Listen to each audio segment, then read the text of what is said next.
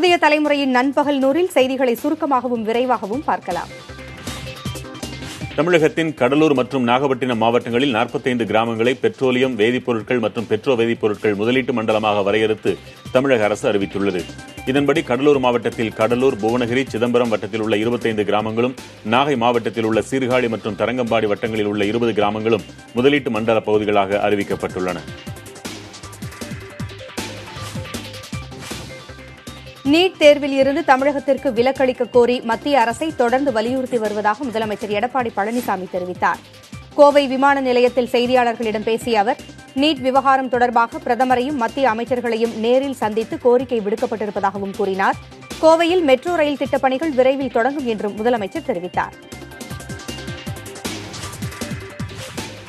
NEET தேர்வை ரத்து செய்ய வலியுறுத்தி வரும் 27ஆம் தேதி நடைபெறும் மனித சங்கிலி போராட்டத்தில் மாணவர்கள் அதிக அளவில் பங்கேற்க வேண்டும் என திமுக செயல் தலைவர் மு க ஸ்டாலின் வலியுறுத்தியுள்ளார். 85% உள்ஒதுக்கீடு என்ற அரசாணையை வெளியிட்டு பொய்யான நம்பிக்கையை தமிழக அரசு ஏற்படுத்தியதாக அவர் குற்றம் சாட்டியுள்ளார். நீட் எனும் இரும்பு கரத்தால் பாதிக்கப்பட்டிருக்கும் மாணவர்களின் எதிர்காலத்தை மீட்க மனித சங்கிலி போராட்டத்தில் இரும்பு கரங்களாக இணைய வேண்டும் என ஸ்டாலின் அழைப்பு விடுத்துள்ளார்.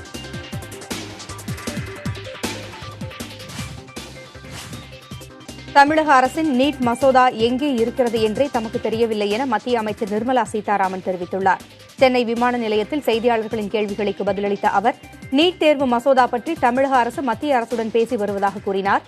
நீட் தேர்வுக்கு விலக்கு கோரி தமிழக சட்டமன்றத்தில் கொண்டுவரப்பட்ட அவசர சட்டம் தற்போது எந்த நிலையில் உள்ளது என்பது பற்றி தமக்கு தெரியாது என தெரிவித்தார்.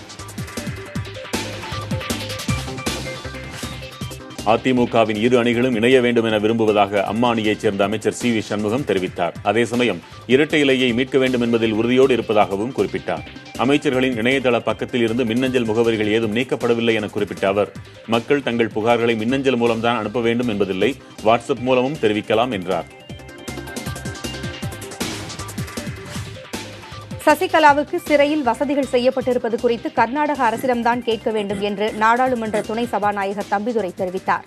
அதற்காக லஞ்சம் கொடுக்கப்பட்டிருப்பதாக கூறப்படுவது குறித்த செய்தியாளர்களின் கேள்விக்கு கர்நாடக அரசால் அமைக்கப்பட்டுள்ள விசாரணை கமிஷன் மூலம் உண்மை வெளிவரும் என்று தம்பிதுரை பதிலளித்தார்.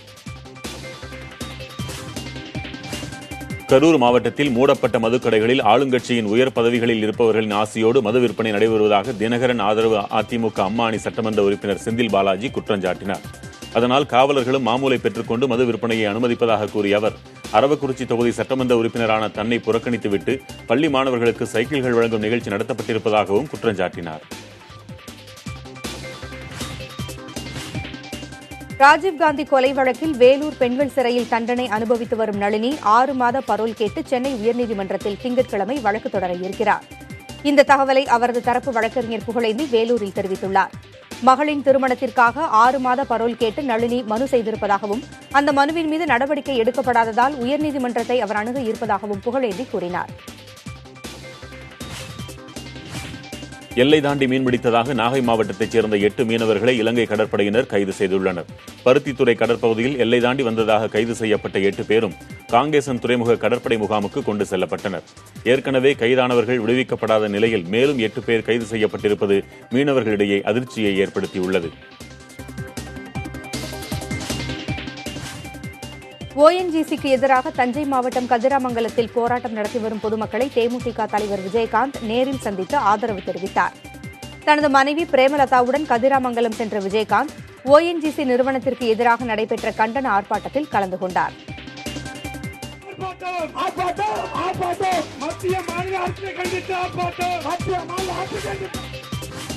சென்னை வேப்பேரி பகுதியில் 120 கிலோ மாவா பறிமுதல் செய்யப்பட்டுள்ளது.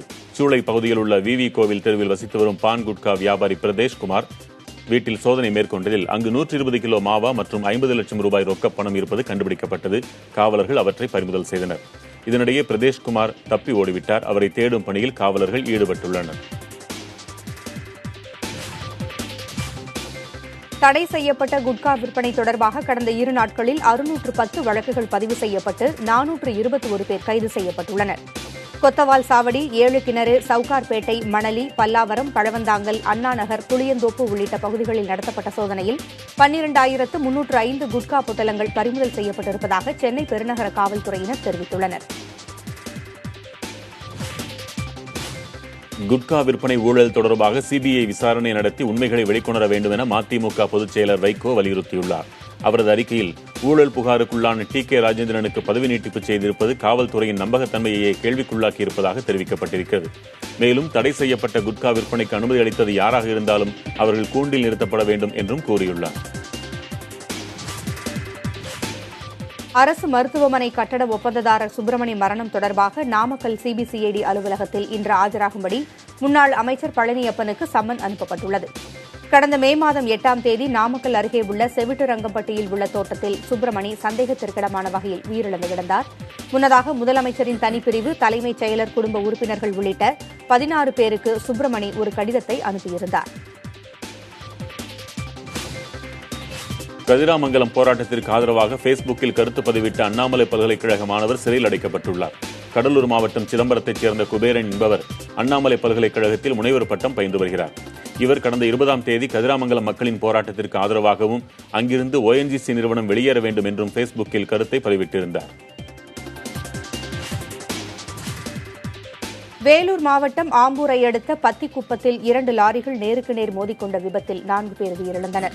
தேசிய நெடுஞ்சாலையில் வந்து கொண்டிருந்த லாரி கட்டுப்பாட்டை இழந்து எதிரே வந்து கொண்டிருந்த மற்றொரு லாரி மீது மோதியது. இதில் லாரி ஓட்டுநர்கள் உட்பட 4 உயிரிழந்தனர். தகவல் அறிந்து வந்த தீயணைப்பு வீரர்கள் இடிபாடுகளில் சிக்கியிருந்தவர்களை மீட்டனர். விபத்தால் தேசிய நெடுஞ்சாலையில் போக்குவரத்து பாதிக்கப்பட்டது. விழுப்புரம் மாவட்டம் திண்டிவனத்தில் மருத்துவர் வீட்டின் பூட்டை உடைத்து 2 கிலோ தங்க நகைகள் கொள்ளையடிக்கப்பட்டுள்ளன.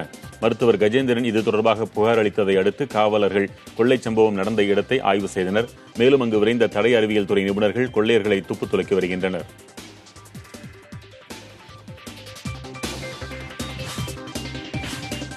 கர்நாடக அணையில் இருந்து திறக்கப்பட்ட தண்ணீர் அளவு சற்று அதிகரித்ததோடு அணையின் நீர்பிடிப்பு பகுதிகளில் பரவலாக மழை பெய்து வருவதால் மேட்டூர் அணைக்கு நீர்வரத்து அதிகரித்துள்ளது. தற்போது மேட்டூர் அணைக்கான நீர்வரத்து 1605 கனஅடியில் இருந்து 1837 கனஅடியாக அதிகரித்திருப்பதாக தெரிவிக்கப்பட்டுள்ளது. அணையில் நீர் இருப்பு 5.92 TMC ஆகவும் நீர்மட்டம் 25.72 அடியாகவும் உள்ளது. அரசு பள்ளி மாணவர்கள் சாதிக்க வேண்டும் என்ற இலக்கோடு செயல்பட வேண்டும் என சென்னை பெருநகர காவல் ஆணையர் A.K. விஸ்வநாதன் தெரிவித்துள்ளார். சென்னையில் மாநகராட்சி பள்ளி மாணவர்களுக்கான விழிப்புணர்வு நிகழ்வில் கலந்து கொண்டு பேசிய அவர் இதை கூறினார். வாழ்வில் எல்லாமே கிடைத்துவிட்டால் சாதிக்க வேண்டும் என்ற லட்சியமும் உணர்வும் இருக்காது என்றும் ஏதேனும் ஒரு குறை இருந்தால் மட்டும்தான் சாதிக்க வேண்டும் என்ற உந்துதல் இருக்கும் என்றும் அவர் தெரிவித்தார். குடியரசுத் தலைவராக ராம்நாத் கோவிந்த் 25ஆம் தேதி பதவியேற்க உள்ள நிலையில் அவ்விழாவிற்கான முழு அளவிலான ஒத்திகை டெல்லியில் இன்று நடைபெற்றது. விஜய் சவுக் பகுதியில் நடந்த இந்த ஒத்திகையில் ஏராளமான அரசு வாகனங்களும் குதிரைப்படை அணிகளும் பங்கேற்றன. இதற்கிடையில் ஓய்வு பெறவுள்ள குடியரசுத் தலைவர் பிரணாப் முகர்ஜிக்கு முப்படைகளின் தலைவர் என்ற முறையில் இன்று பிரிவு உபச்சார விருது அளிக்கப்பட்டது.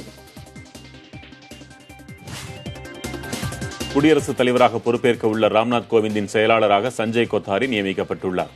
ஓய்வு பெற்ற IAS அதிகாரியான கோத்தாரி பொதுத்துறை நிறுவன தேர்வாணைய தலைவராக இருந்து வருகிறார். மூத்த பத்திரிகையாளர் அசோக் மாலிக் புதிய குடியரசுத் தலைவர் கோவிந்தின் ஊடக செயலாளராக நியமிக்கப்பட்டுள்ளார். தெற்கு டெல்லியில் சட்டவிரோதமான முறையில் கால் சென்டர் மையத்தை நடத்தி வரும் கும்பலை காவலர்கள் கைது செய்தனர். அந்த மையத்தில் பணியாற்றிய ஊழியர்களை கைது செய்துள்ள காவல்துறையினர் மடிக்கணினிகள், தொலைபேசிகள் உள்ளிட்ட பொருட்களையும் பறிமுதல் செய்து விசாரணை நடத்தி வருகின்றனர்.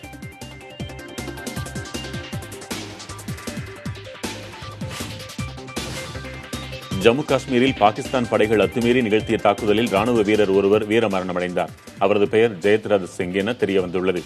சுந்தர்பாணி என் பகுதியில் நேற்றிரவு பாகிஸ்தான் படைகள் நடத்திய தாக்குதலின் போது உயிரிழப்பு நேரிட்டதாக தெரிவிக்கப்பட்டுள்ளது. இதற்கு இந்திய ராணுவ தரப்பில் தகுந்த பதிலடி தரப்பட்டதாகவும் செய்திகள் வெளியாகியுள்ளன.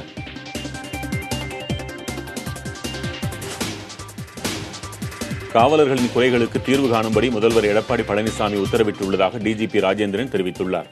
காவலர்களின் கோரிக்கைகள் குறித்து எடுக்கப்பட்ட முடிவுகள் தொடர்புடையவர்களுக்கு தெரிவிக்கப்படும் என அவர் கூறியுள்ளார். மதுரையில் நடைபெற்ற காவலர்களுக்கான சிறப்பு முகாமில் பணி மாறுதல் தொடர்பான கோரிக்கைகள் அதிகம் இருந்ததாகவும் அவர் தெரிவித்தார்.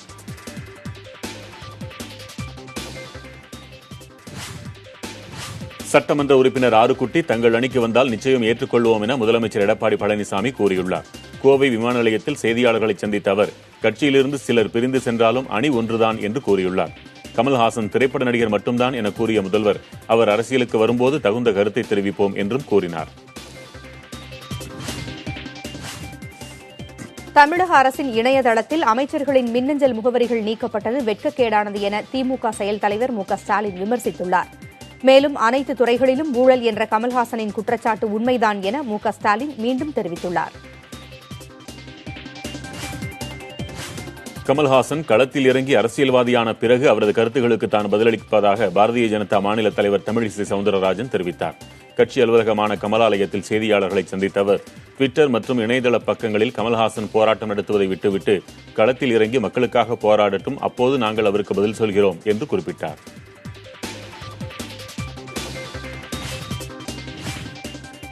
நீட் தேர்வில் இருந்து தமிழகத்திற்கு விலக்களிக்க கோரி திமுக நடத்தும் மனித சங்கிலி போராட்டத்திற்கு மார்க்சிஸ்ட் கம்யூனிஸ்ட் கட்சி ஆதரவு அளிக்கும் என அதன் செயலாளர் ஜி. ராமகிருஷ்ணன் அறிவித்துள்ளார். மேலும் நீட் தேர்வில் விலக்களிக்க கோரி மத்திய அரசிற்கு தமிழக அரசு அழுத்தம் தர வேண்டும் என்றும் அவர் வலியுறுத்தினார். குட்கா விவகாரத்தில் உரிய ஆவணங்கள் மறைக்கப்பட்டிருப்பதால் நேர்மையான விசாரணை தேவை என்றும் ஜி. ராமகிருஷ்ணன் வலியுறுத்தினார். நீட் தேர்வுக்கு விலக்கு கோரி திமுக நடத்தும் மனித சங்கிலி போராட்டத்தில் மனிதநேய மக்கள் கட்சியும் பங்கேற்கும் என அக்கட்சியின் தலைவர் ஜவாஹிருல்லா அறிவித்துள்ளார். வரும் 27ஆம் தேதியன்று மாவட்ட தலைநகரங்களில் திமுகவினரோடு இணைந்து மனிதநேய மக்கள் கட்சி தொண்டர்களும் நிர்வாகிகளும் மனித சங்கிலியாக நிற்க வேண்டும் என ஜவாஹிருல்லா கேட்டுக் கொண்டுள்ளார். நீட் தேர்வில் இருந்து ஓராண்டு விலக்களித்த போது தமிழக அரசு என்ன செய்து கொண்டிருந்தது என பாரதிய ஜனதா மாநில தலைவர் தமிழிசை சவுந்தரராஜன் கேள்வி எழுப்பினார். கமலாலயத்தில் செய்தியாளர்களை சந்தித்த அவர் பாடத்திட்ட மாற்றம் செய்ய கூடுதலாக அவகாசம் தேவை என்ற தமிழக அரசின் கோரிக்கையை மத்திய அரசு பரிசீலிக்கும் எனவும் தெரிவித்தார். நீட் தேர்வுக்கு எதிராக போராடுவதை விடுத்து மாணவர்களை தயார் செய்யும் ஆக்கப்பூர்வ பணியில் மு.க.ஸ்டாலின் ஈடுபட வேண்டும் என்றார். தருமபுரி மாவட்டம் கோட்டப்பட்டில் வனச்சரக சாலையில் சாய்ந்து கிடக்கும் மூங்கில் மரங்களால் வாகன ஓட்டிகள் சிரமப்படுகின்றனர். வனப்பகுதியில் 10 கிலோமீட்டர் தொலைவுக்கு கோட்டப்பட்டியிலிருந்து சிட்லிங் வழியாக சேலம் செல்லும் முக்கிய சாலை உள்ளது. கடந்த சில நாட்களுக்கு முன் பெய்த மழையால் மூங்கில் மரங்கள் சாய்ந்துள்ளன. விழுந்து கிடக்கும் மூங்கில்களை அகற்றி சாலையை சீரமைக்க வேண்டும் என வாகன ஓட்டிகள் கோரிக்கை விடுத்துள்ளனர்.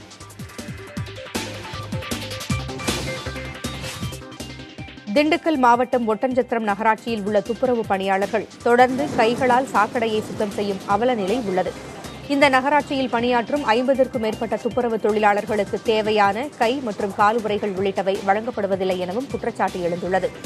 பேருந்து நிலையம் முன்பு உள்ள தனியார் தங்கும் விடுதிகளிலிருந்து வரும் கழிவுநீர் கால்வாயில் உள்ள அடைப்பை கைகளால் சுத்தப்படுத்துவதால் தொற்றுநோய் ஏற்படுவதாக துப்புரவு பணியாளர்கள் புகார் கூறுகின்றனர். விருதுநகர் அருகே உள்ள சோழந்தெருவில் கொட்டப்படும் பிளாஸ்டிக் மற்றும் மருத்துவ கழிவுகளால் மக்கள் சிரமப்படுகின்றனர். இரவு நேரங்களில் தனியார் நிறுவனங்களும் மருத்துவமனைகளும் கழிவுகளை சாலையோரத்திலேயே கொட்டி தீ வைத்துச் செல்வதாக மக்கள் குற்றஞ்சாட்டுகின்றனர். சிவஞானபுரம் ஊராட்சி மன்ற செயல் அலுவலரிடம் கேட்டபோது குப்பைகள் கொட்ட இடம் தேர்ந்தெடுக்கப்பட்டு விட்டதாகவும் விரைவில் பிரச்சினை சரி செய்யப்படும் என்றும் தெரிவித்தார். சவுதி அரேபியாவில் 2 மாதங்களுக்கு முன்பு உயிரிழந்த தஞ்சையைச் சேர்ந்த செந்தில்குமாரின் உடல் சென்னை கொண்டுவரப்பட்டது. தொடர்ச்சியாக 25 நாட்கள் அரசு விடுமுறை காரணமாக அவருடைய உடலை தமிழகத்திற்கு அனுப்ப முடியாத சூழல் ஏற்பட்டது. இந்நிலையில் அவரது உடல் சென்னைக்கு விமானம் மூலம் அனுப்பி வைக்கப்பட்டது. உயிரிழந்த செந்தில்குமாரின் மனைவி மாற்றுத்திறனாளி என்பதால் அரசு அவருக்கு வேலை மற்றும் உதவித்தொகை அளிக்க வேண்டும் என்று உறவினர்கள் கோரிக்கை விடுத்துள்ளனர். விருதுநகரில் மனநலம் பாதிக்கப்பட்டு சாலையில் சுற்றித் திரியும் முதியவர்களை மாவட்ட நிர்வாகமே மீட்டு காப்பகத்தில் ஒப்படைக்க வேண்டும் என மக்கள் கோரியுள்ளனர். மனநலம் பாதிக்கப்பட்டு சுற்றித் திரியும் முதியவர்களுக்கு சாலையில் செல்பவர்கள் பல இடையூறுகள் அளிப்பதாக கூறப்படுகிறது. எவ்வித பாதுகாப்புமின்றி சாலையோரத்தில் வசிக்கும் இவர்களை மீட்க மாவட்ட நிர்வாகம் முன்வர வேண்டும் என சமூக ஆர்வலர்கள் வலியுறுத்தியுள்ளனர்.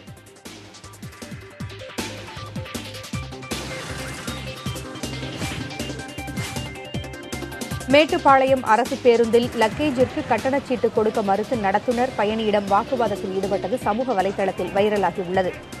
மேட்டுப்பாளையத்தில் இருந்து வந்த அரசு பேருந்தில் கொடைக்கானலைச் சேர்ந்த சண்முகம் என்பவருக்கு 3 பார்சல்கள் வந்தன. இதற்கான கட்டணமாக நடத்துனர் 600 ரூபாய் பெற்றிருக்கிறார்.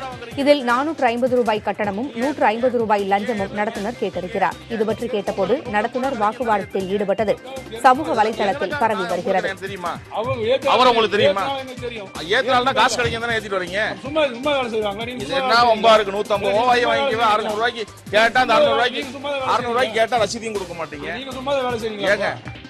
நான் அதை தாங்க 150 ரூபா வாங்கிட்டீங்க இல்லைங்க, அது 450 கவர்மெண்ட்ல நீ கொடுக்க வேண்டியதானே, அதையும் நீங்க வச்சுட்டு போயிட்டா என்ன அர்த்தம்? அதை பத்தி நீ கவர்மெண்ட் ஸ்டாப்ல நாங்க தான் கேட்க முடியும். கவர்மெண்ட்ல என்ன வேணாலும் செய்வீங்களா? கொள்ளடிப்பீங்க, என்ன வேணாலும் செய்வீங்களா? அப்ப கவர்மெண்ட்ல கொள்ளடிச்சு தான் இருக்கீங்க. சரி. கன்னியாகுமரி மாவட்டம் தக்கலைப்பேட்டை சந்தையில் வாழைக்காய் விலை உயர்ந்திருப்பதால் வாழை விவசாயிகள் மகிழ்ந்துள்ளனர். போதிய மழையின்மையால் விளைச்சல் குறைந்து வாழைக்காய் விலை உயர்ந்திருப்பதாக வாழை வியாபாரிகள் கூறியுள்ளனர். இச்சந்தையில் இருந்து கேரளாவிற்கு அதிக அளவில் வாழைக்காய்கள் விற்பனைக்காக அனுப்பப்படுகின்றன.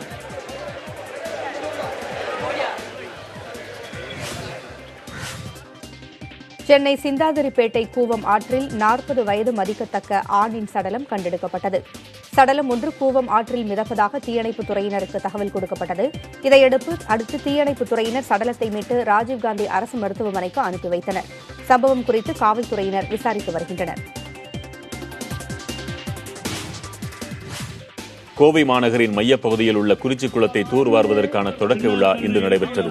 தமிழக அரசுடன் NNT நிறுவனமும் ஈஷா யோகா மையமும் இணைந்து குறிச்சி குளத்தை தூர்வாரும் பணியில் ஈடுபட உள்ளனர்.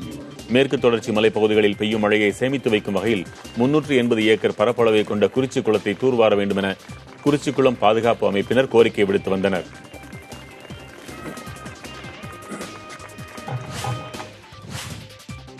படுகர் இன மக்கள் பூஜைக்கு பயன்படுத்தும் நீர்ப்பூக்கள் தற்போது நீலகிரி மாவட்டம் குன்னூர் பகுதிகளில் பூத்து குலுங்க தொடங்கியுள்ளன. நீர்மலர்கள் பூக்கத் தொடங்கும் போது அப்பகுதிகளில் உள்ள படுகர் இன மக்கள் நீர் திருவிழாவினை கொண்டாடுவது வழக்கம். தற்போது பருவம் தவறி நீர்ப்பூக்கள் பூத்திருந்தாலும் மழை பெய்து நீர்நிலைகள் நிரம்ப வேண்டும் என சிறப்பு பூஜைகள் நடத்தப்படுவதாக படுகர் இன மக்கள் தெரிவித்துள்ளனர்.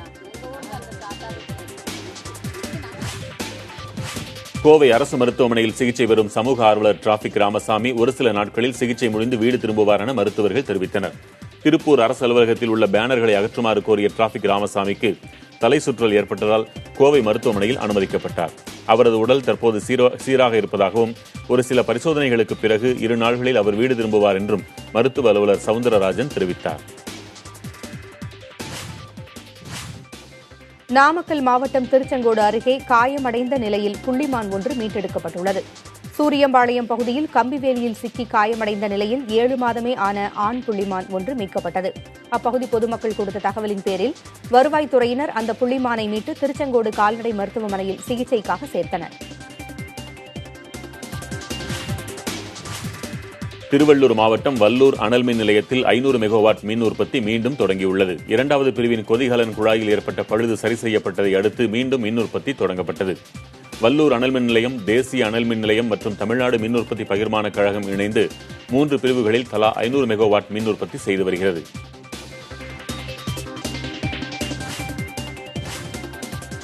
காங்கிரஸ் கட்சி துணைத் தலைவர் ராகுல் காந்தியை பீகார் முதலமைச்சர் நிதிஷ்குமார் இன்று சந்தித்து பேசவுள்ளார்.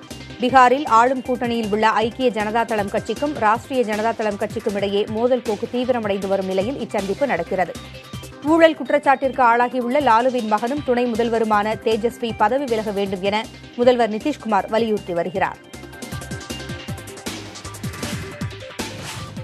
மத்திய பிரதேசத்தில் மழை வெள்ளத்தில் உயிரிழந்தவரின் உடலை கொண்டு செல்ல ஆம்புலன்ஸ் வாகனம் கிடைக்காததால் கட்டிலில் வைத்தே தூக்கிச் சென்ற சம்பவம் நடந்துள்ளது.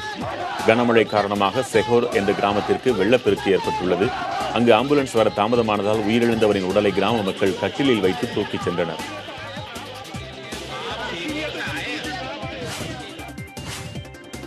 மும்பையில் கனமழையால் சாலை போக்குவரத்து பெரிதும் பாதிக்கப்பட்டுள்ளது. இடைவிடாது பெய்த மழை காரணமாக சிவாஜி நகர், மான்குட் உள்ளிட்ட பகுதிகளில் சாலைகளில் வெள்ளநீர் தேங்கியுள்ளது. இதனால் இருசக்கர வாகனங்களிலும் கார்களிலும் செல்வோர் சிரமத்திற்கு ஆளாகியிருக்கின்றனர். வாகனங்கள் ஊர்ந்து செல்வதால் போக்குவரத்து பாதிக்கப்பட்டுள்ளது.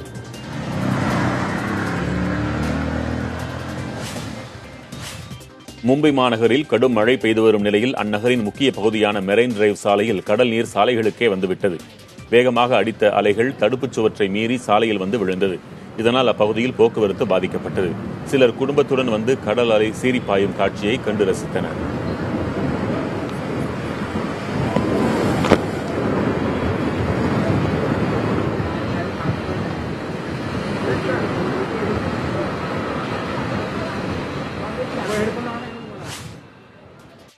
புதுச்சேரியில் புதிய தலைமுறையின் வீட்டுக்கொரு விஞ்ஞானி அறிவியல் கண்காட்சி இன்று காலை தொடங்கியது. அமலோற்பவம் மேல்நிலைப் பள்ளியில் கண்காட்சியை தாளாளர் லூர்துசாமி தொடக்கி வைத்தார். புதிய தலைமுறையின் தலைமைச் செயல் அதிகாரி ஷியாம்குமார் உள்ளிட்டோர் தொடக்க நிகழ்ச்சியில் பங்கேற்றனர். கண்காட்சியில் அரசு மற்றும் தனியார் பள்ளிகளைச் சேர்ந்த மாணவர்கள் 100க்கும் அதிகமான படைப்புகளை காட்சிப்படுத்தியுள்ளனர்.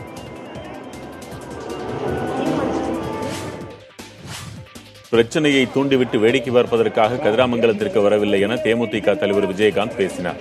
கதிராமங்கலம் கிராமத்தில் நடைபெறும் மக்களின் போராட்டத்திற்கு ஆதரவு தெரிவித்து பேசிய விஜயகாந்த், கதிராமங்கலம் போராட்டத்தில் ஈடுபட்டு கைதான 10 பேரையும் காவல்துறையினர் விடுவிக்க வேண்டும் என வலியுறுத்தினார். கதிராமங்கலம் போராட்டத்தில் ஈடுபடும் மக்களுக்கு தேமுதிக துணை நிற்கும் என்றும் குறிப்பிட்டார்.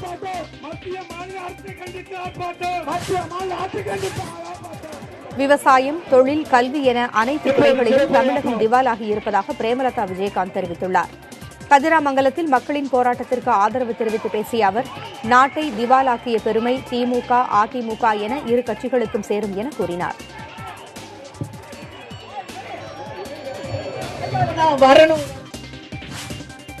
கோவை மாவட்டம் மேட்டுப்பாளையத்திற்கு அருகே குடியிருப்பு பகுதிகளுக்குள் நுழைந்த 12 அடி நீள மலைப்பாம்பை மக்கள் பிடித்து வனத்துறையினரிடம் ஒப்படைத்தனர்.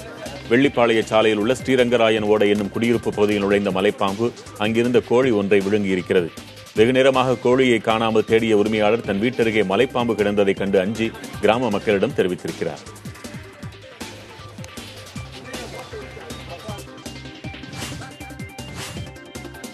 டெல்லி ஜந்தர் மந்தரில் தொடர் போராட்டங்களில் ஈடுபட்டு வரும் தமிழக விவசாயிகள் இன்று பாதி மொட்டையடித்து தங்கள் கோரிக்கையை வலியுறுத்தினர். வறட்சி நிவாரண நிதி வழங்க வேண்டும், விவசாய கடன்களை ரத்து செய்ய வேண்டும், காவிரி மேலாண்மை வாரியம் அமைக்க வேண்டும் என்பன உள்ளிட்ட கோரிக்கைகளை வலியுறுத்தி தமிழக விவசாயிகள் 6வது நாளாக ஜந்தர் மந்தரில் போராட்டம் நடத்தி வருகின்றனர். ஐயாக்கண்ணு தலைமையில் 40க்கும் அதிகமான விவசாயிகள் இன்று தலையில் பாதி மொட்டையடித்து போராட்டத்தில் ஈடுபட்டனர்.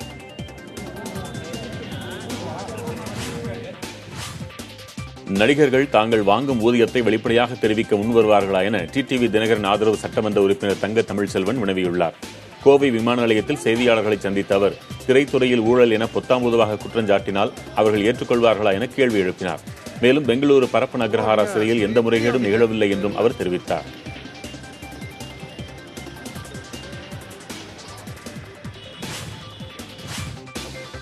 சிவகங்கை மாவட்டம் திருப்புவனம் அருகே ஆடு மேய்க்கும் பெண் கை கால்கள் வெட்டப்பட்ட நிலையில் கொலை செய்யப்பட்டது கண்டுபிடிக்கப்பட்டுள்ளது. ஏனாதி கிராமத்தைச் சேர்ந்த லோகாம்பாளை காணாததால் அவரது கணவர் காவல் நிலையத்தில் புகார் அளித்திருக்கிறார். கிராம மக்களின் உதவியுடன் காவல்துறையினர் தேடும்போது கண்மாய் ஒன்றில் கை கால்கள் வெட்டப்பட்ட நிலையில் லோகாம்பாள் உயிரிழந்திருப்பதை கண்டுபிடித்தனர்.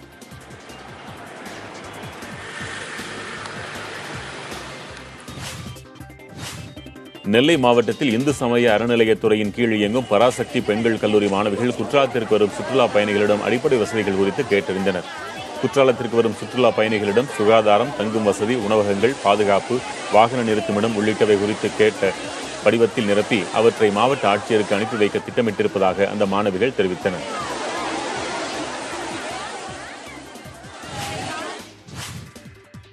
கடலூர் மாவட்டம் திட்டக்குடி அருகே அடையாளம் தெரியாத நபர்கள் ஆட்டுப்பட்டியில் தீ வைத்ததால் 39 ஆடுகள் தீயில் கருகி உயிரிழந்ததாக உரிமையாளர் புகார் தெரிவித்திருக்கிறார்.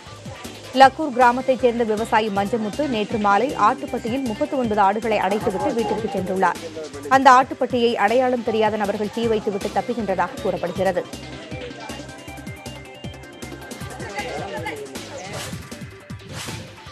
விநாயகர் சதுர்த்திக்காக திண்டுக்கல் மாவட்டம் வேடசந்தூரில் விநாயகர் சிலைக்கு வர்ணம் பூசும் பணி தீவிரமாக நடைபெற்று வருகிறது.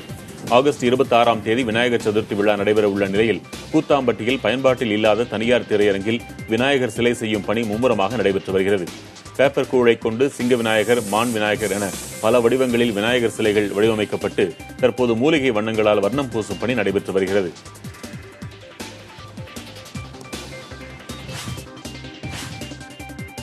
சென்னையில் உள்ள டாக்டர் அம்பேத்கர் அரசு சட்டக்கல்லூரி மாணவர்களுக்கான பட்டமளிப்பு விழா உயர்நீதிமன்ற வளாகத்தில் நடைபெற்றது. தமிழ்நாடு டாக்டர் அம்பேத்கர் சட்ட பல்கலைக்கழகத்தின் இணைவேந்தரும் சட்டத்துறை அமைச்சருமான சி வி சண்முகம் பட்டங்களை வழங்கினார். உயர்நீதிமன்ற நீதிபதிகள் என் கிருபாகரன், டி எஸ் சிவஞானம், பவானி சுப்பராயன், ஜெகதீஷ் சந்திரா உள்ளிட்டோர் இதில் பங்கேற்றனர். 2014 மற்றும் 2015ஆம் ஆண்டில் சட்டப் படிப்புகளில் இளங்கலை, முதுகலை மற்றும் முனைவர் படிப்புகளை நிறைவு செய்த 1350 பேருக்கு பட்டம் வழங்கப்பட்டது.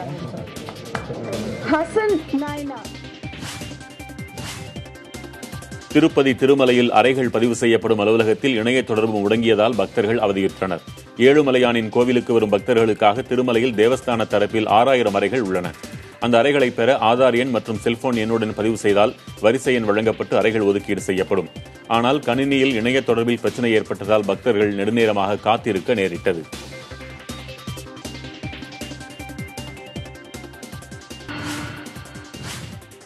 இந்தியாவும் சீனாவும் தங்களுக்குள் நிலவும் எல்லை பிரச்சினையை நேரடியாக பேசி தீர்க்க வேண்டும் என அமெரிக்கா அறிவுறுத்தியுள்ளது. அமெரிக்க பாதுகாப்புத்துறை செய்தித் தொடர்பாளர் கேரி ரோஸ் இதனை தெரிவித்தார். இன்னும் சில நாட்களில் பிரிக்ஸ் மாநாட்டில் பங்கேற்க தேசிய பாதுகாப்பு ஆலோசகர் அஜித் தோவல் சீனா செல்ல இருக்கும் நிலையில் இந்த அறிவுறுத்தல் வெளியாகியுள்ளது. தெலங்கானாவில் போதைப்பொருள் கும்பலோடு தொடர்புடைய விவகாரத்தில் பாகுபலி 2 படத்தில் நடித்த நடிகர் சுப்பாராஜிடம் சிறப்பு விசாரணை அதிகாரிகள் 8 மணி நேரத்திற்கு மேலாக விசாரித்தனர். இன்று நடிகர் தருணிடம் விசாரிக்க உள்ளதாக தகவல் வெளியாகியுள்ளது. அதிக போதை தரக்கூடிய மருந்துகளை ஐடி ஊழியர்கள் மற்றும் திரைத்துறையினருக்கு ரகசிய நெட்வொர்க் மூலம் விற்ற விவகாரம் ஆந்திரா, தெலங்கானா மாநிலங்களில் பரபரப்பை ஏற்படுத்தியுள்ளது.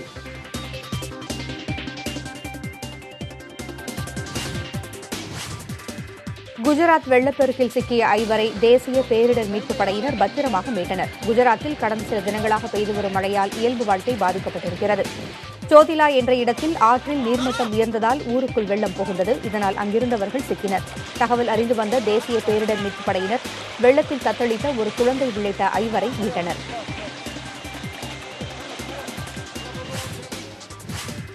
சட்டம் சார்ந்த எந்த பணியையும் வழக்கறிஞர்கள் முழு ஈடுபாட்டோடு செய்ய வேண்டும் என உயர்நீதிமன்றத்தின் தலைமை நீதிபதி இந்திரா பானர்ஜி குறிப்பிட்டுள்ளார்.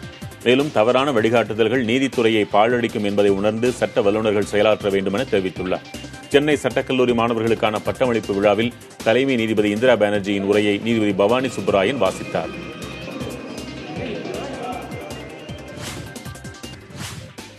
பிரிட்டனில் குட்டி இளவரசர் ஜார்ஜின் 4வது பிறந்தநாள் இன்று கொண்டாடப்படுகிறது. இதையடுத்து அவருக்கு உலகம் முழுவதும் இருந்தும் வாழ்த்துகள் குவிகின்றன. பிறந்த நாளையொட்டி இளவரசரின் அதிகாரப்பூர்வ புகைப்படம் வெளியிடப்பட்டது. மன்னருக்கான முடிவரிசையில் 3வது இடத்தில் இருக்கிறார் ஜார்ஜ்.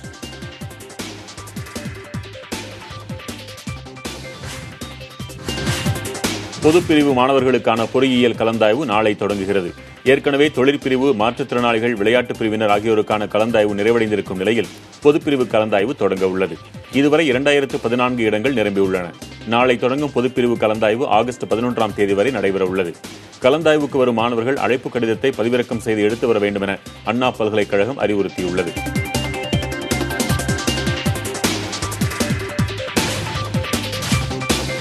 திருப்பூர் மாவட்டம் பல்லடத்தில் எம்ஜிஆர் நூற்றாண்டு விழா புகைப்பட கண்காட்சியினை சபாநாயகர் தனபால் இன்று திறந்து வைத்தார். இந்த நிகழ்ச்சியில் அமைச்சர்கள் உடுமலை ராதாகிருஷ்ணன், செங்கோட்டையன், திண்டுக்கல் சீனிவாசன், கடம்பூர் ராஜு உள்ளிட்டோரும் கலந்து கொண்டனர்.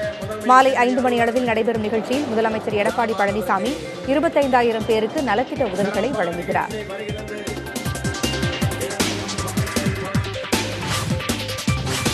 திருவண்ணாமலை மாவட்டத்தில் திமுக சார்பாக தூர்வாரப்பட்ட ஏரி குளங்களை அக்கட்சியின் செயல் தலைவர் மு.க. ஸ்டாலின் பார்வையிட்டார். தமிழகம் முழுவதும் திமுக சார்பாக நீர்நிலைகளை தூர்வாரும் பணிகள் நடந்து வருகின்றன. திமுகவின் சொந்த நிதியில் திருவண்ணாமலை மாவட்டத்தில் செப்பனிடப்பட்ட மரநாயக்கன் குளம், வேட்டவலம் சிங்காரவேலன் குளம் மற்றும் சரடாப்பட்டு ஏரிகளை திமுக செயல் தலைவர் மு.க. ஸ்டாலின் இன்று பார்வையிட்டார்.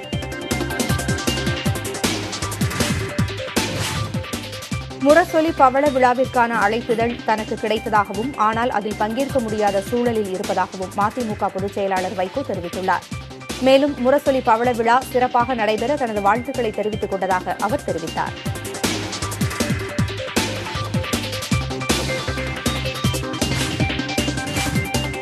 உதகை அருகே உள்ள தலைக்குந்தா முத்தநாடு பகுதியில் பூமிக்கடியில் இருந்து மீண்டும் புகை வரத் தொடங்கியுள்ளது. தலைக்குந்தா முத்தநாடு மந்துவில் கடந்த 2007ஆம் ஆண்டு முதன்முறையாக நிலத்தடியில் இருந்து புகை வெளியேறியது. அதன்பின் ஏப்ரல் 27ஆம் தேதி மீண்டும் புகை வெளியேறியது. இதனால் செடிகொடிகள் கருகின. இதையடுத்து அப்பகுதியில் புவியியல் வல்லுநர்கள் ஆய்வு மேற்கொண்டனர்.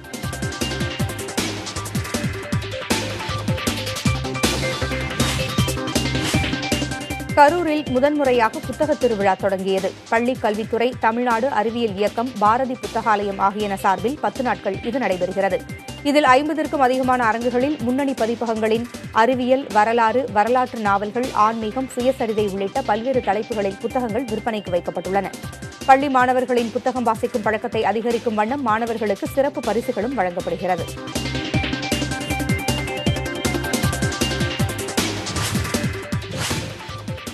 இந்தியாவில் மரபணு மாற்ற பருத்திக்கு அனுமதி தந்தவர் என்ற முறையில் அதற்காக வேதனைப்படுவதாக முன்னாள் மத்திய அமைச்சரவை செயலாளர் TSR சுப்பிரமணியன் தெரிவித்துள்ளார். டெல்லியில் நடைபெற்ற புத்தக வெளியீட்டு நிகழ்வொன்றில் அவர் இவ்வாறு பேசினார். மரபணு மாற்ற பருத்தியின் வருகை பல ஆயிரம் விவசாயிகளின் தற்கொலைக்கு காரணமாக அமைந்துவிட்டது என்றும் இதற்காக தாம் வருந்துவதாகவும் TSR சுப்பிரமணியம் தெரிவித்தார்.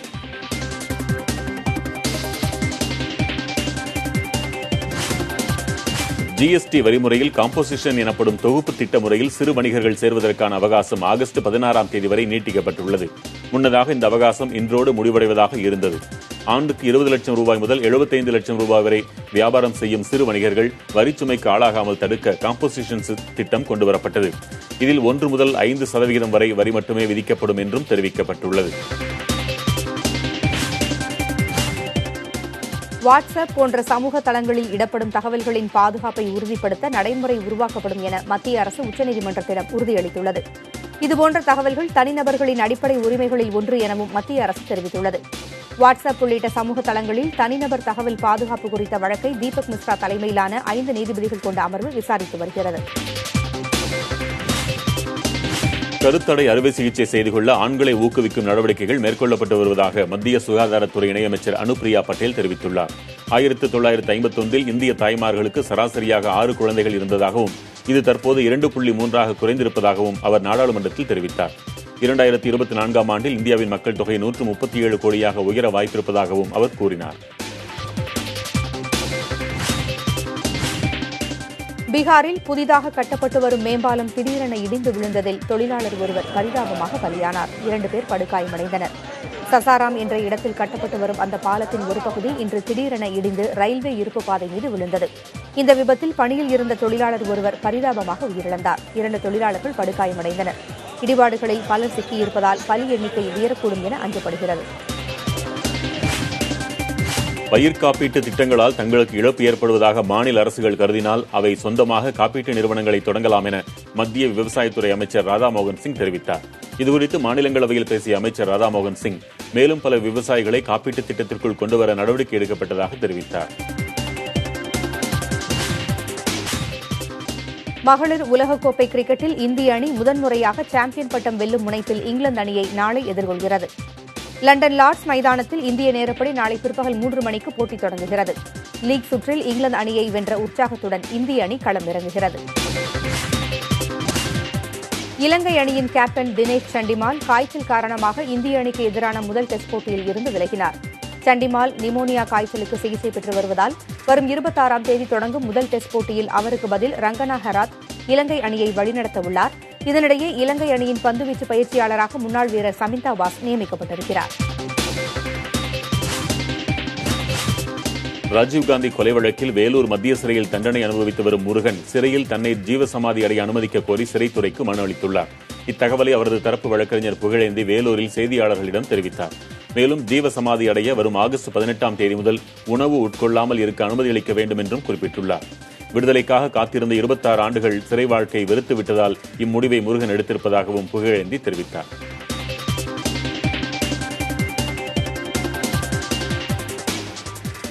மேலும் பல அண்மை செய்திகளுக்கு இணைந்திருங்கள் புதிய தலைமுறையுடன்.